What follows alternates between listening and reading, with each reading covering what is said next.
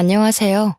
저는 화려한 돌싱으로 여유 있는 삶을 즐기며 지금은 행복하게 살고 있는 40대 여자입니다.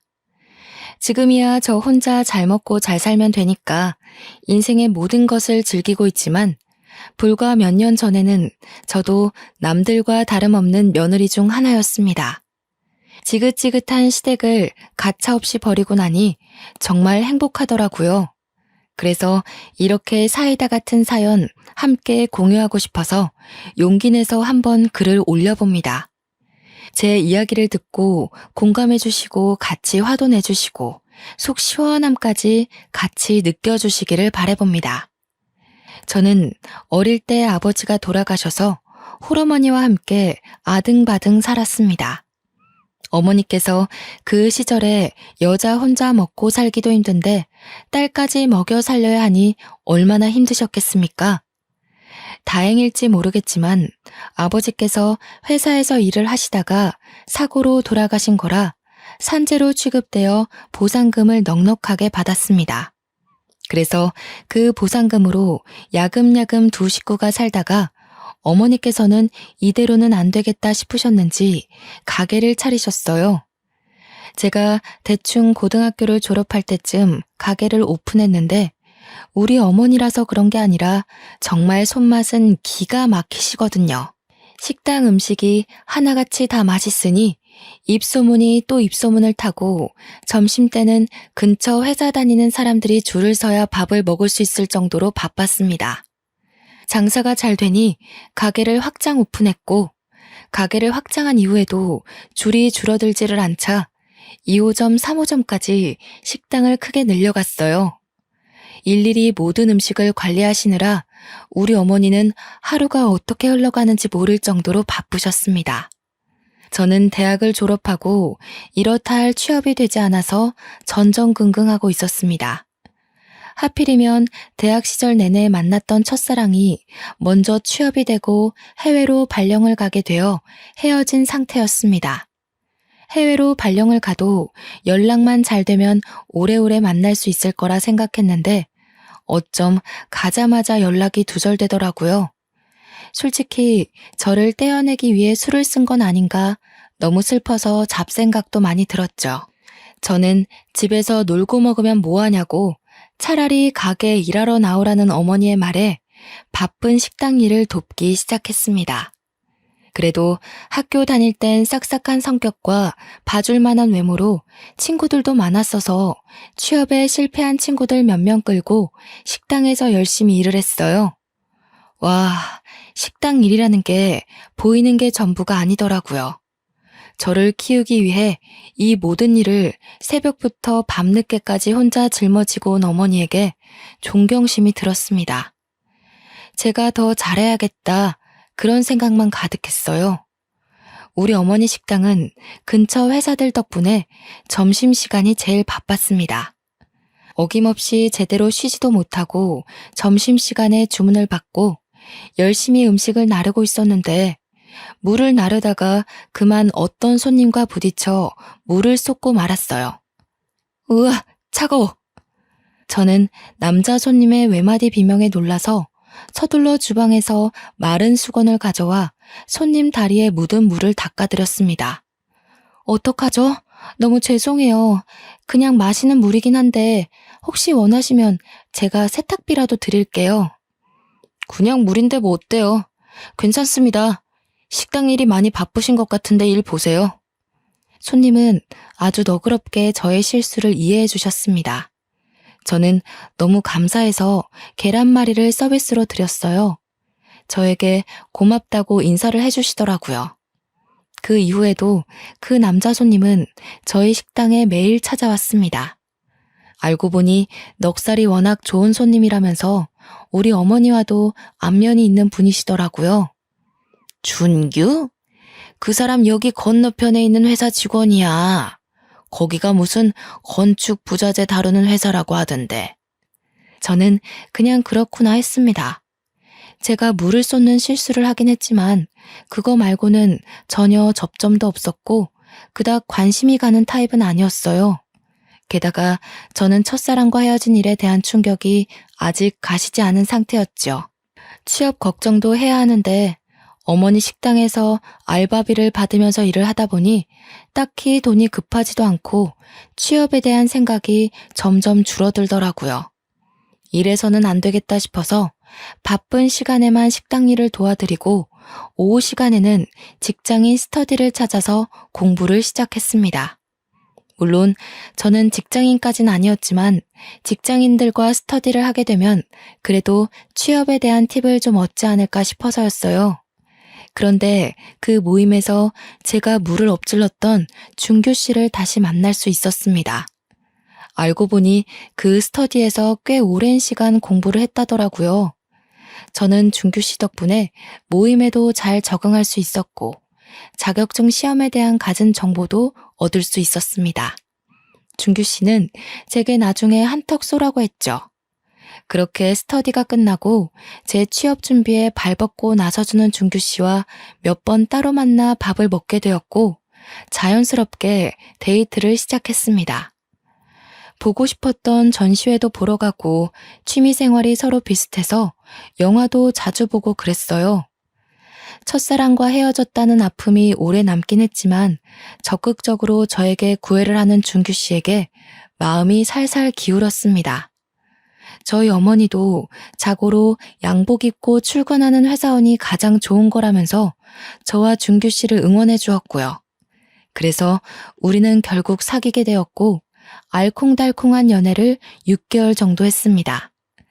제 나이가 고작 26살이었지만 번듯한 직장도 있고 저에게 적극적인 그 남자와 결국 결혼까지 꼴이 나게 되었습니다. 결혼을 하고 처음에는 신혼생활이 즐겁기만 했어요. 시댁의 간섭이 조금 귀찮긴 했지만 그걸로 인해 부부싸움을 해본 적은 없었습니다. 하지만 결혼한 지 1년이 채 안 된 무렵 남편의 회사에 아주 큰 횡령 사건이 일어났고 나비효과처럼 중소기업이었던 회사가 무너지기 시작했습니다. 3개월간 월급도 받지 못한 채 출근하다 결국 회사가 부도가 나버렸고 남편은 하루아침에 실직자가 되었습니다. 그동안 쌓아두었던 퇴직금 또한 날려버리게 되었어요. 저희는 1년 넘게 수입이 전혀 없었던 상황이라 결국 카드비까지 떠안게 되었고 월세를 내지 못해서 집 보증금까지 모두 다 써버리고 말았죠. 여보, 이제 우리 어떡해? 주인 아줌마가 다음 주까진 나가래. 우리 오갈 데도 없는데 그냥 친정에 들어가는 건 어때? 그게 무슨 소리야. 쪽팔리게 친정에 들어가서 어떻게 먹고 자고 하겠어. 그러지 말고 우리 집에도 남는 방 있으니까 거기 들어가서 살자. 시댁에 들어가자는 거야? 그럼 어떡해. 넌 결혼한다고 취업도 아예 손 놨고 나 혼자 우리 두 사람 몫을 버느라 얼마나 힘들었는지 알아?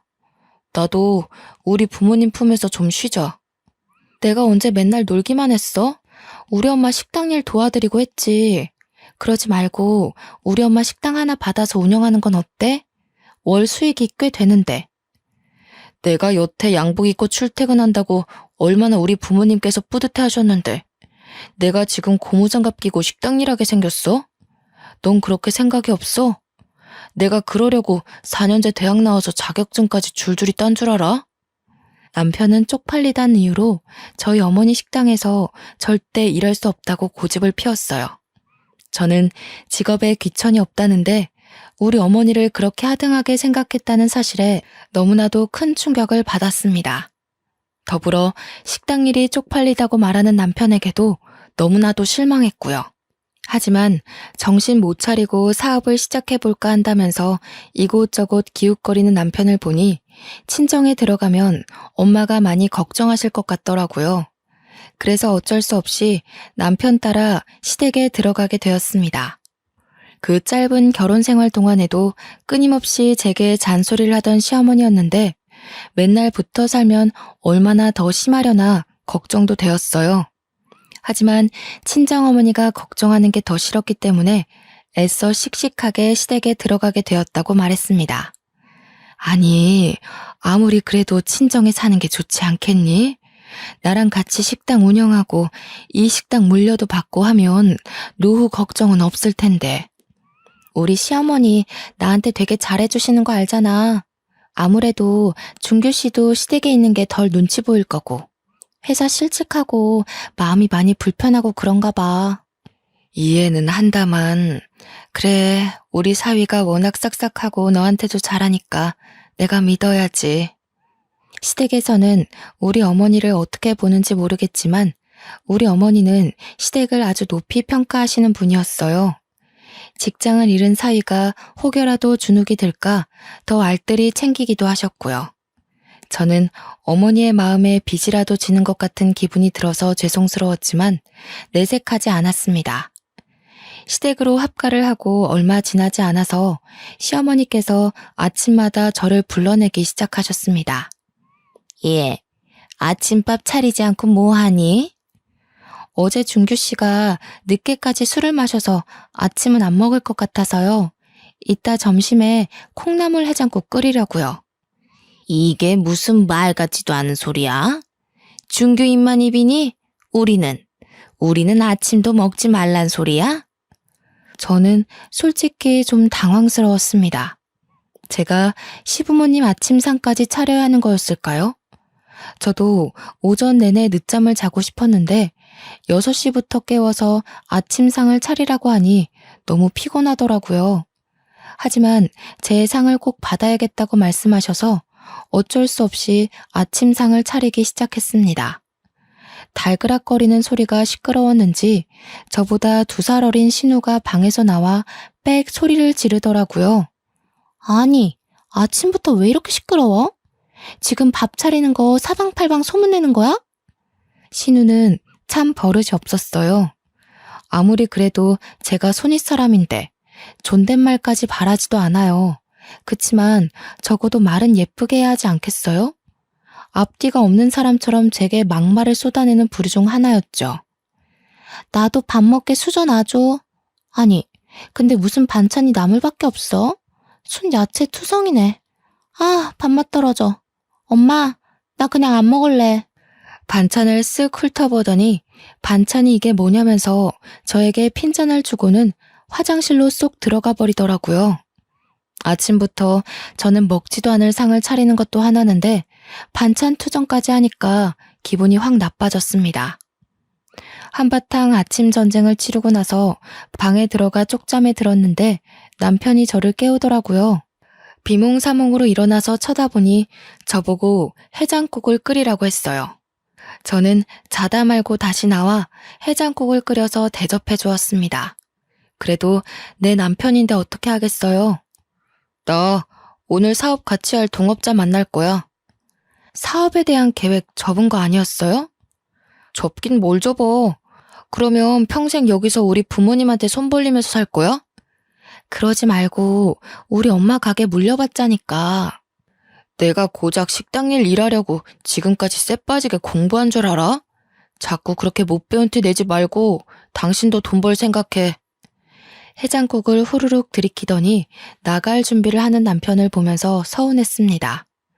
예전처럼 전시회며 영화며 그런 여유 생활을 즐기자는 건 아니었지만 온통 적밖에 없는 시댁에 저만 덜렁 남겨놓고 나가는 남편이 참 싫었어요. 하지만 그럴 때마다 남편은 저에게 항상 똑같은 말만 했어요. 조금만 기다려봐. 아버지께서 우리 빚 갚아주시고 전세금만 다시 생기면 그때 분가해도 늦지 않아. 우리 빚이라고 해봐야 얼마 없는데 그거 우리 엄마한테 말해서 갚아도 되잖아요. 남편은 잠시 생각에 잠긴 듯 말이 없었습니다. 그리고는 멋쩍게 저에게 털어놓더라고요. 사실은 내가 이번에 사업한다고 아버지한테 1억 정도 빌렸어. 그러니까 그것도 빚은 빚이지. 암튼 내가 사업 잘 되면 돌려드리긴 할 건데 몰라. 아무튼 그런 줄 알아. 저와 상의 없이 시댁에 손을 벌린 남편이 너무나도 한심했어요. 게다가 무슨 사업을 할 건지 정확하게 정해놓은 것도 없고 아직 시작 단계에도 미치지 못하면서 1억이나 빌리다니요. 철이 없어도 너무 없는 거 아닌가 하는 생각까지 들었습니다. 하지만 늘 불행은 한꺼번에 휘몰아치는 법 아니겠어요? 남편이 같이 동업하려던 회사 사람이 알고 보니 횡령범이었고 남편의 1억도 꿀꺽한 채 사라지고 말았습니다. 남편은 망연자실해서 돌아왔고 이 이야기를 전부 전해들은 시부모님 또한 난리가 났습니다. 당장 돈 내놓으라고 호통을 치는 시아버지 때문에 저희 부부는 그날 바로 돈을 벌기 위해 힘써야 했습니다. 전 친정어머니 가게에 나가 정식으로 일을 배우기 시작했고 남편은 막노동이라도 뛰어야겠다면서 아침 일찍 인력사무소에 출근을 했어요. 저는 아들에게 돈 내놓으라고 막노동까지 시키는 시부모님도 솔직히 이해가 가진 않았지만 사고를 친 건 저인데 어떻게 하겠습니까? 저는 아침 일찍 어머니의 식당으로 출근해서 재료를 사입하는 법부터 차근차근 모든 일을 배우기 시작했어요. 나가서 일을 하면 시어머니의 밥 타령에서 벗어날 줄 알았는데 식당에서 일하니까 앞으로 집에서 더 맛있는 반찬 많이 만들어 달라고 하시더군요. 그렇게 일도 하고 남편도 챙기고 거기다가 시부모님의 수발까지 들어야 했습니다. 아침에 6시에 일어나 밥을 차리고 식당에 7시 반까지 출근을 하고 오픈 준비를 위해 식자재를 고르고 하루 종일 서빙에 설거지에 음식 조리에 계산까지 두루두루 하고 9시에 퇴근하면 출출하다는 시부모님께 야식을 만들어드리고 그 와중에 설거지며 빨래며 하나도 안 해놓고 빈둥빈둥 쉬기만 하시는지 밀린 집안일까지 다 끝내면 11시가 훌쩍 넘더라고요. 그러면 쓰러지듯 잠이 들어서 다시 6시부터 일어나 밥을 차리기 시작했죠.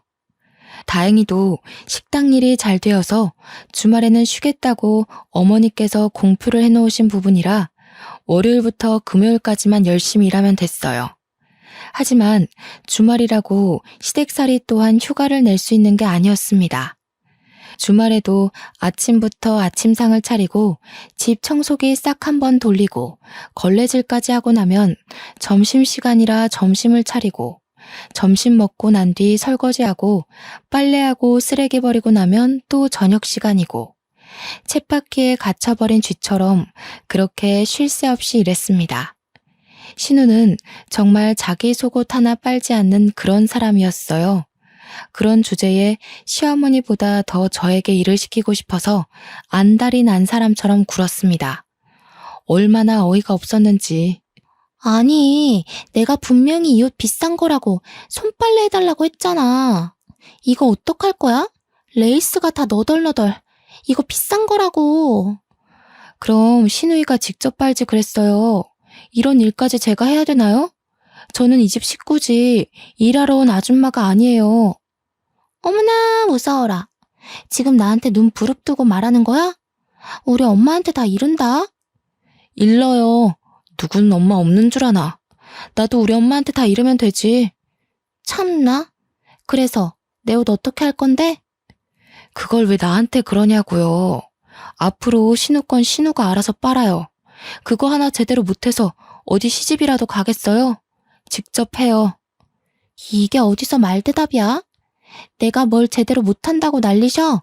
나도 시집 가면 알아서 다 척척 잘할 거거든? 그리고 나는 엄청난 부잣집에 시집 갈 거라서 내 손으로 직접 할 일도 없어. 부잣집은 무슨 얼어 죽을 부잣집인지. 솔직히 얼굴이라도 연예인 뺨치게 생겼으면 말을 안 해요. 생긴 것도 그닥 이쁜 것도 아니면서 말이 좋아 부잣집이지 절대 시집도 못 갈 얼굴이거든요. 저는 이 거지 같은 시댁을 떠나고 싶었습니다. 그래서 등에 파스를 붙여달라는 남편을 붙잡고 이야기했어요. 당신도 노가다 하느라 힘들지 않아요? 그러지 말고 우리 친정에서 살면서 우리 엄마 일 도와드리고 그래요. 아니, 막말로 내가 사장도 아니고 거기서 무슨 일을 더 하겠냐고. 전골이나 나르고 공깃밥이나 푸고 있겠지. 그리고 이미 합가까지 한 마당에 뭐라고 하고 나가? 그럼 우리 부모님 수발은 누가 들어? 아니, 내가 시부모님 수발 드는 사람이에요? 말이 그렇다 이거지. 그리고 며느리가 시부모님 수발 드는 거야 당연한 거 아니야? 우리가 여기서 짐 싸서 나가면 그것도 체면 구기는 거야. 남편은 말도 안 되는 논리를 펼쳐가면서 저를 설득했어요. 설득이라기보다는 강요나 다름없었죠. 제 힘든 사정을 아시고 어떻게든 적게 일시키고 월급은 더 많이 주려고 애쓰는 우리 어머니랑은 달랐어요. 돈은 계속해서 밑 빠진 독에 물 붓는 것처럼 사라지고 그 와중에 빚 갚고 생활비까지 달라는 시댁 식구에 지방 청소까지 맡기는 신우는 용돈 달라고 당당하게 말하고 진짜 왜 이딴 집안에 시집을 왔나 싶었습니다. 그러는 와중에 아주 제 인생을 바꿔버릴 일이 생기고 말았어요. 어느 날부턴가 친정어머니 얼굴이 누렇게 뜨는 것 같아서 영양제도 챙겨드리고 푹 쉬시라고 했는데 갑자기 구토를 막 하시면서 쓰러지시길래 응급실에 갔더니 글쎄 검사 결과가 간암이라고 하는 거예요. 이미 진행이 꽤 되어 있다면서 친인척들 포함해서 최대한 많은 가족들이 이식 검사를 진행하는 게 좋겠다고 했습니다. 저희 친정어머니에게 남은 가족은 저 하나뿐이라 하늘이 무너지는 것 같았습니다.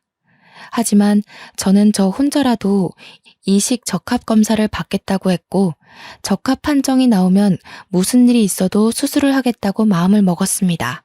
그리고 이 사실을 시댁 식구들에게도 말했어요. 저희 어머니께서 간 이식 수술을 하셔야 한다고 합니다. 그래서 저 한 달 뒤에 적합 검사 받으러 가요. 아니, 장모님이 간 이식을 받으셔야 한다고? 왜? 간암이시래. 아니, 그러면 간 이식하고 임신은 어떻게 하냐? 그거 애는 낳을 수 있는 거냐? 절대 안 되지. 간 이식하면 평생 약 먹어야 되거든. 먹어야 되는 약도 엄청 많아서 애 낳으면 기형아 나을걸. 아니, 무슨 말씀을 그렇게 하세요? 절대 반대다, 절대. 너는 이제 출가 외인, 우리 박신의 집 식구인데 어디 내 허락도 없이 간 이식을 한다는 거야? 그게 무슨 소리세요, 아버님. 저희 엄마 죽어요, 간 이식 못 받으면. 유일하게 남은 가족이 저 하나뿐인데 그럼 제가 해야지 누가 하겠어요? 우리 집 대를 끊어놓으려고 작정을 했구나. 절대 안 돼. 시댁 식구들은 저에게 간 이식을 절대 하지 말라고 했어요. 저는 기가 막혔습니다. 하나뿐인 저의 가족이자 저를 평생 사랑으로 아껴주신 저희 어머니께 제 간 하나 못 드릴 이유가 있겠습니까? 어머니를 살릴 수만 있다면 심장도 떼어드릴 수 있는 마음이었어요. 당연히 제가 해야 된다고 생각했고 저 아니면 안 된다고 생각했습니다. 너 만약 잘못되면 우리 아들은 어쩌고? 솔직히 사돈어른 안 되긴 했지만 그래도 살 만큼 사신 분이고 또 돌아가시고 나면 식당도 다 우리 거 되는 거 아니니? 그러면 우리 살림도 좀 필 텐데. 아 맞다. 보험도 꽤 있으시지? 저는 시모의 말에 혼이 쏙 빠지는 기분이었습니다. 살 만큼 살았다고 하는 것도 보험금 이야기도 거기다가 식당까지 탐을 내다니. 남편에게 식당 일을 하자고 했을 때 거절하더니 알고 보니 사장 자리에 앉고 싶어서 그랬던 거였어요. 저는 울고불고 난리를 쳤습니다. 지금 제 어머니께 제 간을 드리겠다는데 왜 반대를 하고 그러세요? 같이 이식검사 받으라고 요구한 것도 아니고 제가 알아서 다 하겠다는데 이런 식으로 나오면 저 이 사람이랑 이혼하겠어요. 제가 여기서 식모 취급 당하면서 사는 거 알면 우리 엄마가 속상할까봐 말도 못했는데. 식모? 어머 얘 말하는 싸가지 좀 봐라. 언제 우리가 식모 취급했니? 네 남편이 말아먹은 재산이 얼만데 그런 식으로 말을 해? 그리고 이혼? 이혼을 어디 버릇없이 우리 앞에서 말을 해? 당연히 시댁에서는 노발대발 난리가 났고 남편 또한 제가 심했다고 저한테 뭐라고 하더라고요. 저는 할 말을 잃었습니다. 그냥 아무 생각도 들지 않고 기력도 없어 방에 들어와서 잠을 청했어요. 한참을 거실에서 시댁 식구들이랑 이야기를 나누던 남편이 방에 들어와 저에게 치근덕대더라고요. 저는 남편이 계속해서 미안하다고 말하면서 다가오길래 그냥 적당히 받아주고 푹 잠이 들었습니다. 다음날 아침이 되었는데도 상을 차리라고 깨우지 않더라고요. 그래도 전날 질러둔 게 있어서 찔려서 그러나 싶어서 저도 아침상을 차리지 않았고요. 그날부터 남편은 밤마다 저에게 들러붙었고 저는 피임을 꼬박꼬박 한 걸 확인하고는 남편을 받아주었어요. 남편도 순순히 피임을 하더라고요. 그렇게 한 달쯤 지나서 이식 검사를 하자고 병원에서 연락이 왔고 저는 병원으로 한달음에 달려갔습니다. 어디 가냐고 묻는 시부모님에게 병원 간다고 하면 못 가게 할 것 같아서 일하러 나간다고 거짓말을 하고는 갔죠. 그동안 몰골이 더 상한 어머니를 보면서 참 마음이 아팠습니다. 병원에서는 어머니께 입원을 권유했고 잠정적으로 식당을 제가 맡기로 하고 어머니를 얼른 입원시켰어요. 그리고 저는 간단하게 피검사를 하고 이식검사를 하기 위한 준비를 했습니다. 그런데 피검사가 끝나고 얼마 지나지 않아서 의사 선생님이 황급히 저를 부르셨어요. 혈액형은 엄마와 제가 같은 걸로 알고 있는데 다른 문제가 있나요? 혹시 결혼하셨나요? 네, 했어요. 피검사를 했는데 수치가 일단 산부인과로 가셔서 초음파부터 보시는 게 좋을 것 같네요. 저는 깜짝 놀랐습니다. 의사의 지시에 따라 산부인과로 옮겨 초음파를 보았고 거기서 아기집이 보인다는 소리를 들었습니다. 산모님 축하드려요. 아직 아기집만 보이긴 하는데 자궁의 자리도 잘 잡은 것 같네요. 2, 3주 뒤에는 심장 소리도 들어볼 수 있을 것 같아요. 언제 내원하시겠어요? 저는 눈물이 왈칵 쏟아졌습니다. 너무나도 소중한 새 생명인데 하필이면 이런 타이밍에 찾아오다니 하늘도 무심하다는 생각이 들었습니다. 분명 피임도 매번 까먹지 않고 하고 있었는데 어떻게 임신이 된 건지. 결국 병원에서는 임신 초기 단계이고 절대 안정을 취해야 된다고 했고 간이식 검사도 할 수 없다고 했습니다. 저는 울고불고 매달렸지만 산모는 절대 안 된다는 의사 선생님의 말에 좌절하고 말았어요. 결국 친정어머니도 이 사실을 알게 되셨고 저의 손을 꽉 잡아주셨어요.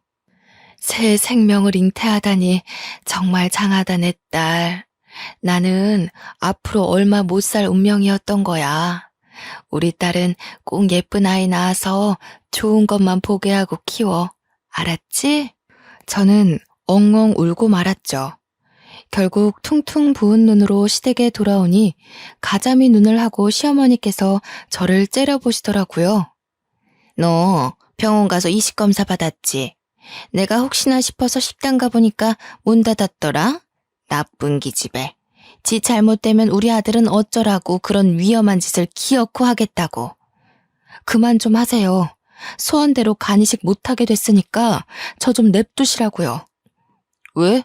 부적합하대? 이식 안 된대? 당신 나한테 할 말 없어요? 우리 피임 잘했잖아요. 근데 어째서 임신했대? 정말? 우리 친정어머니는 오늘 내일 얼만큼 살지도 모르는 마당에 제가 임신했다는 소식을 밝히자마자 시댁은 마치 경사라도 난 듯 웃음꽃이 폈습니다. 시부모님도 남편도 얼싸안고는 아이가 태어나면 이름을 뭘로 지어야 하는지, 딸인지 아들인지 지들끼리 이야기를 나누느라 정신이 없더군요. 저는 그런 시댁 식구들에게 일말의 정까지도 모두 떨어졌습니다. 결국 저희 친정어머니는 이식을 받지 못해 병원이 깊어지셨고 병원에 입원한 지 3개월 만에 그렇게 하늘나라에 가셨습니다. 저는 친정어머니를 보내고 오느라 정신이 없는 와중에도 장례를 치렀어요. 아이를 가지는 바람에 결심했던 이혼도 미루게 되었죠. 모든 장례가 끝나자마자 남편은 숨겨두었던 본색을 드러냈습니다. 가게 말인데 그거 운영을 내가 하면 좋을 것 같아.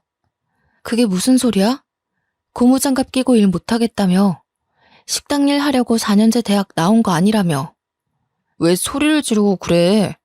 어차피 사장님 하는 건데 식당이나 사업이나 그게 그거지. 그리고 사장이 고무장갑 끼는 거 봤어? 어차피 운영은 당신이 다 할 줄 알고 나는 관리만 하겠다는 거지. 우리 준이도 취직시켜주고 우리 엄마 아빠도 2호점 3호점 운영하고 하면 딱이겠다. 저희 어머니께서 피땀 흘려 일궈낸 사업을 홀라당 가져가겠다고 하는 그 모습이 정말 짐승 같았습니다. 저는 절대로 안 된다고 했어요. 절대 안 돼. 싫어? 우리 엄마 가게 탐내지 마. 그렇게 욕심부려서 좋을 게 뭐가 있어. 이제 남은 건 우리 부모님 뿐인데. 장모님도 오히려 좋아하실걸? 부모님 노후 준비도 해드리고 당신은 덜 피곤하고 좋잖아. 맞아. 언니, 마음을 좀 곱게 써. 이제 남은 건 우리 엄마 아빠 뿐인데 부모님처럼 모셔야지. 안 그래? 근데 언니, 나 궁금한 게 있는데 언니네 엄마 사망보험금 얼마 받았어? 저는 신우이의 말에 눈을 확 흘겼습니다. 우리 어머니 돌아가신 지 일주일도 안 돼서 마치 보따리라도 내놓으라는 듯 구는 시댁 식구들의 신물이 났어요. 도대체 사망보험금은 왜 물어보는 건지 진짜 우라통이 터져 나갈 것 같았습니다. 우리 엄마 사망보험금이 왜 궁금한데요? 억 단위 아냐? 아니, 나 이번에 시집 갈 것 같은데 그 집이 좀 부잣집이거든. 내 인생 쫙 핀 거지. 근데 나보고 인테리어랑 홍수랑 체어오라잖아. 한 2억 정도 들 것 같더라고. 언니네 엄마 보험금으로 해결하면 안 될까? 이거 완전 미친년 아냐? 뭐? 언니, 지금 나한테 미친년이라고 한 거야? 그래, 솔직히 언니 입장에선 좀 그럴 수 있지. 욕해도 되니까 2억만 해줘. 알다시피 우리 엄마 아빠 노후자금을 오빠 사업자금 해줬다가 망한 거 기억나지? 그럼 언니가 해줘야지. 내가 저렴하게 알아보긴 했는데 독일제로 넣으려니까 값이 좀 있긴 하네. 솔직히 하늘에서 지켜보는 사돈어른도 지금 네가 혼자서 돈 꽉 쥐고 있는 것보다 가족한테 쓰는 걸 더 기뻐하실 게다. 그러지 말고 보험금 받은 걸로 한 2억만 해줘라. 당연히 더 있으면 더 줘도 되고.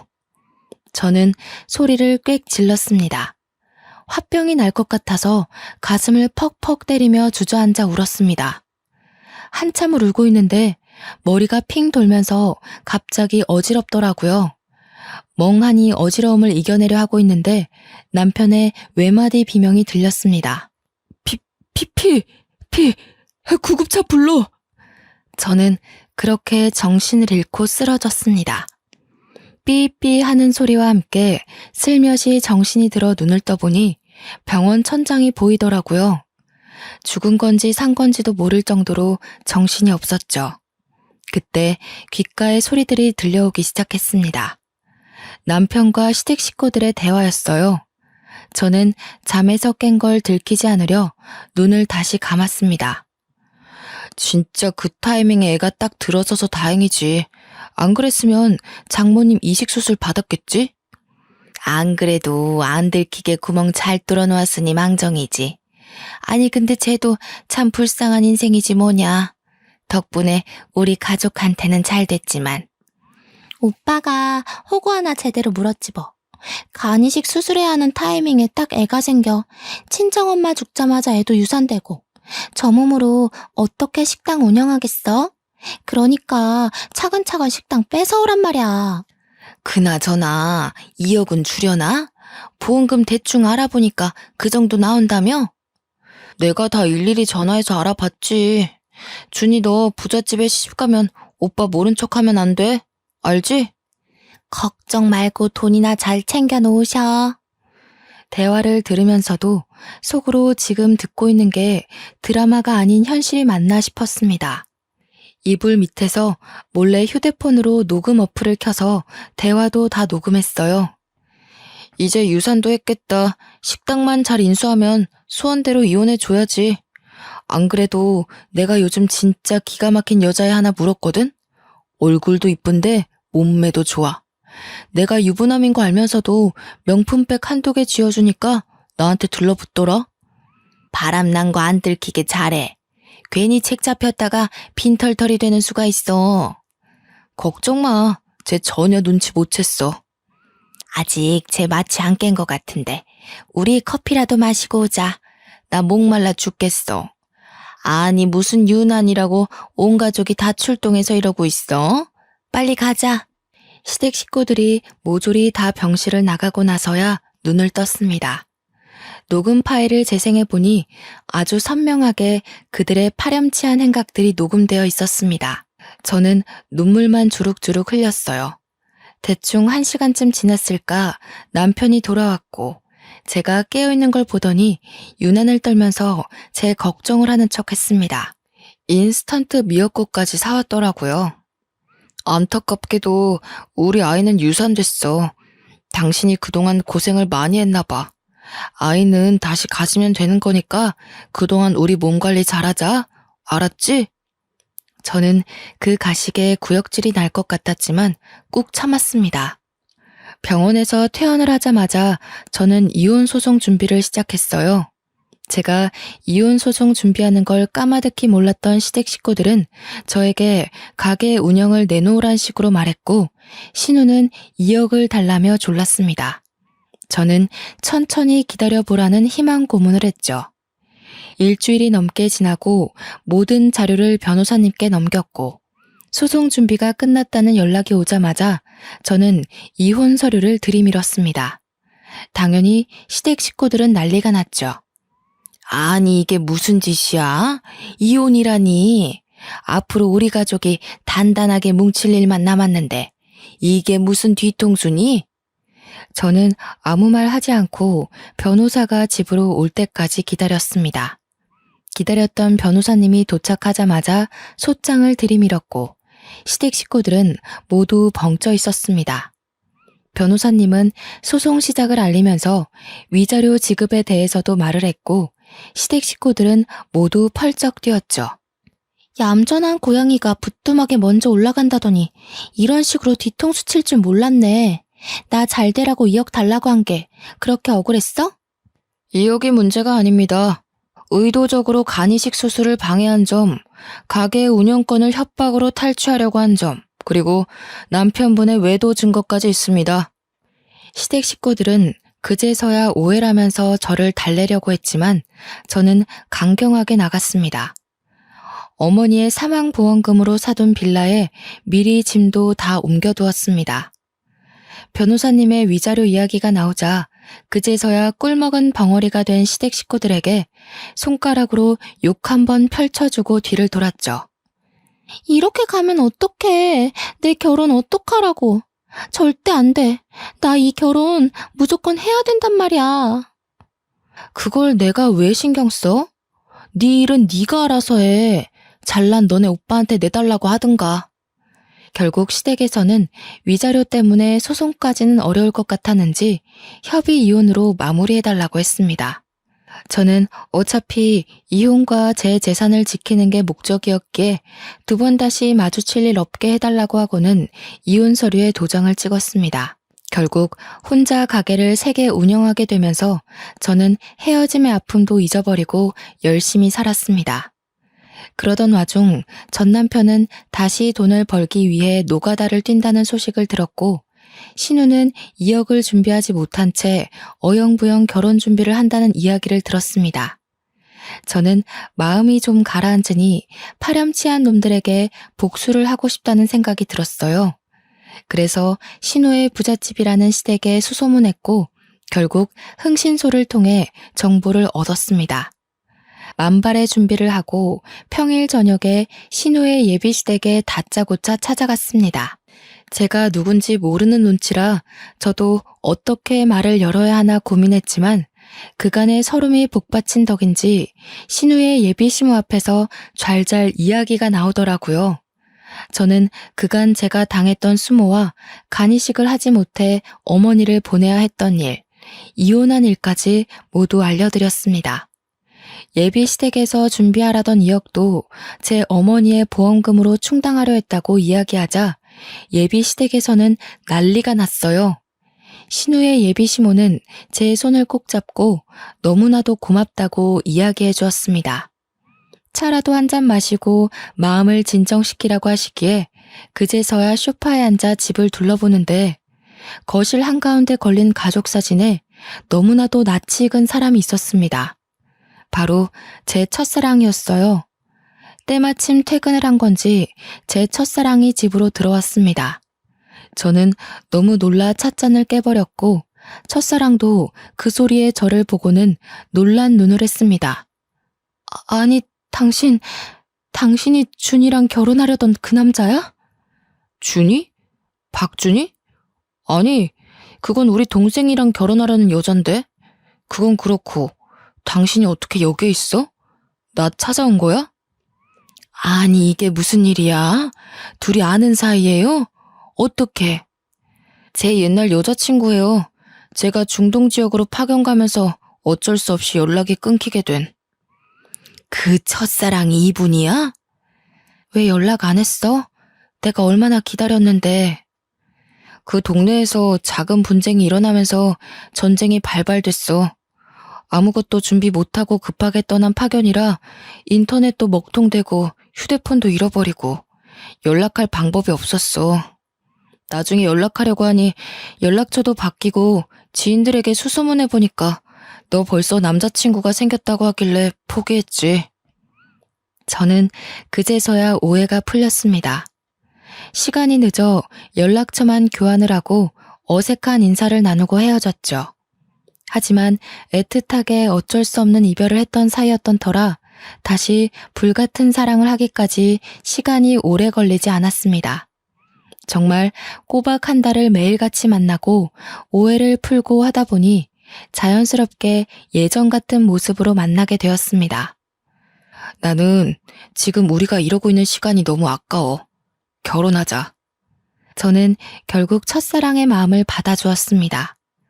저의 모든 사정을 아는 동우 씨의 가족들은 한마음 한뜻으로 저를 포옹해 주셨고 나중에 이야기를 들어보니 제가 방문했던 그날 이후로 동우 씨 가족은 망할 그 집안과 모든 관계를 끊었다고 하더라고요. 전 신우가 미련을 가지고 계속해서 집 앞으로 찾아온다는 이야기는 들었지만 제가 정식으로 결혼 허락을 받는 날에서야 실제로 집 앞에 찾아온 신우를 만날 수 있었습니다. 뭐야, 네가 여기 왜 있어? 너구나. 네가 다 이상하게 회방을 놓았던 거였어. 이상하게 회방이라뇨? 저는 사실만 말했을 뿐이에요. 요망한 기집애, 우리 오빠랑 이혼한 지 얼마나 됐다고 여기 붙어서 그래? 어머니, 저런 기집애는 받아주고 왜 저는 안 돼요? 쟤도 2억 해운대요. 그거 다 지 엄마 죽고 받은 보상금이에요. 소름 돋지 않으세요? 이 집의 며느리가 될 사람은 나밖에 없는데 너 니네 엄마 죽은 보험금으로 시집 가려니까 좋니? 좋아? 저는 대꾸할 가치가 없어서 무시했지만 예비 시어머니께서는 화가 무척 나셨나 봅니다. 전 신우의 뺨을 정말 짝소리가 나게 치셨어요. 보자 하니까 입에 걸레를 물었나. 뭐 이렇게 더러운 말만 뱉어? 우리 며느리 사정 다 알아서 아무것도 해오지 말라고 했다. 네가 마음에 안 들어서 일부러 무리하게 2억을 혼수로 해오라고 했던 거야. 어디 뱁새가 황새를 따라가려고 가랑이를 찢어? 그러다가 탈난 거야. 알겠어? 당장 꺼져. 우리 가족 눈앞에 띄지 마. 전 신우는 뺨을 맞은 게 충격적이었는지 그 자리에 주저앉아서 눈물만 뚝뚝 흘렸습니다. 그 다음 전 신우에게 동우 씨는 굵은 소금을 가져와 뿌려버렸어요. 소금 세례까지 맞은 전 신우는 뒷공문이 빠지게 자리를 떴고 그날 이후로 제 눈앞에 보이는 일은 없었습니다. 저는 지금 현재 예비 시댁의 사랑을 듬뿍 받으면서 결혼을 준비하고 있어요. 재혼이라 최대한 조용히 하려고 했는데 예비 시댁에서 발벗고 나서서 성대하게 준비를 해주셔서 몸둘 바를 모르겠습니다. 이제 가족의 연을 맺게 된 동우 씨의 동생도 전 신우의 실체를 밝혀주어서 너무 고맙다며 쑥스럽게 제게 인사를 하더라고요. 저의 고생길은 여기서 끝이 난 것 같습니다. 여전히 식당을 잘 운영하고 있고 동우 씨도 무리하지 않는 선에서 저를 도와주고 있고요. 인생의 볕들 날은 언제고 기다리면 오는 것 같습니다. 사연을 들어주신 여러분에게도 곧 행복한 일들만 가득하길 바라겠습니다. 감사합니다.